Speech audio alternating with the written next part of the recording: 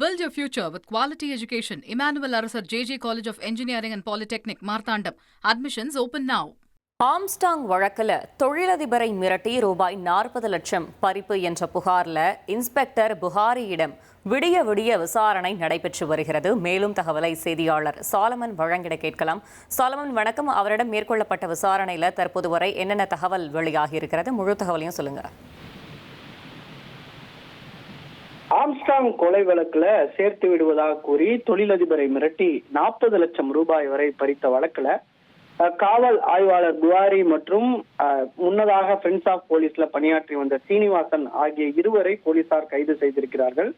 கைது செய்யப்பட்ட அவர்களிடம் தனித்தனியாக விசாரணையானது நேற்று இரவு முதலே மேற்கொண்டு வருகிறது. குறிப்பாக இவர்கள் சட்டவிரோதமாக இந்த சம்பாதித்த பணத்துல இன்ஸ்பெக்டர் புகாரி எங்கெங்கெல்லாம் சொத்துக்களை குவித்திருக்கிறார், அதே போன்று நகைகள் எங்கெல்லாம் வாங்கியிருக்கிறார், அவர் மற்றும் அவரது குடும்பத்தினர் வங்கி கணக்கு விவரங்கள், அதே போன்று சீனிவாசனை தவிர வேறு யார் யாரெல்லாம் அவருடைய சட்டவிரோத பணப்பறிப்பு செயலுக்கு உடந்தையாக இருந்திருக்கிறார்கள் என்ற பல கோணங்கள்ல தொடர்ச்சியாக விசாரணையும் மேற்கொள்ளப்பட்டு வருகிறது. இன்ஸ்பெக்டர் புகாரி மற்றும் சீனிவாசனோட செல்போனை பறிமுதல் செய்து அதனை ஆய்வு செய்யக்கூடிய நடவடிக்கைகளும், அதே போன்று யார் யாரெல்லாம் வாட்ஸ்அப் உரையாடல்களை அவர் மேற்கொண்டார்கள், செல்போன் அழைப்புகளை மேற்கொண்டார்கள் உள்ளிட்ட பல்வேறு கோணங்கள்ல இந்த விசாரணையை போலீசார் மேற்கொண்டு வருகின்றனர்.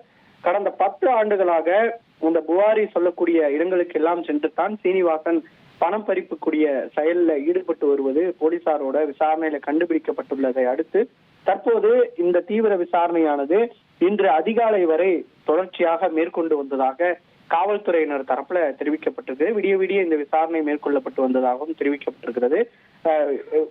உயர் அதிகாரிகளோட உத்தரவு என கூறி தொடர்ச்சியாக இவர் பணம் பறிக்கும் செயல்களில் ஈடுபட்டு வந்ததால எந்தெந்த உயர் அதிகாரிகளோட பெயரை சொல்லி இவர் பணம் பறிப்புல ஈடுபட்டார் உள்ளிட்ட பல்வேறு கோணங்களிலும் இந்த விசாரணை மேற்கொள்ளப்பட்டு வருகிறது. காவல் ஆய்வாளர் புகாரி மற்றும் சீனிவாசன் மீது 3 பிரிவுகளின் கீழே வழக்கு பதிவும் செய்யப்பட்டு விசாரணை மேற்கொள்ளப்பட்டு வருகிறது.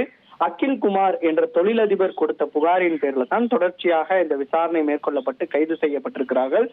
ஆம்ஸ்டாங் கொலை வழக்குல தொடர்புடையதாக கூறப்படுகின்ற அந்த மொட்டை கிருஷ்ணனோட செல்போன் எண் சிம் கார்டு இவருடைய அகில் குமார் என்பவரின் பெயர்ல தான் வாங்கப்பட்டிருப்பதாக கூறி தொடர்ச்சியாக மிரட்டி சுமார் 40 லட்சம் ரூபாய் வரை மிரட்டி இருக்கிறார்.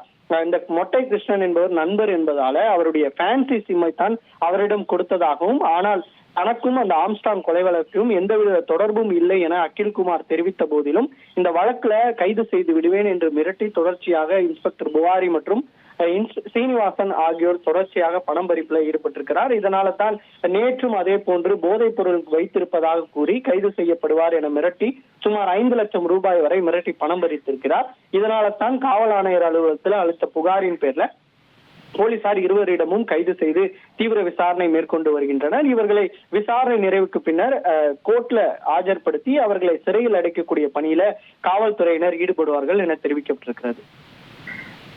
தகவல்களுக்கு நன்றி Solomon. Build your future with quality education. Emmanuel Arasar JJ College of Engineering and Polytechnic, Marthandam.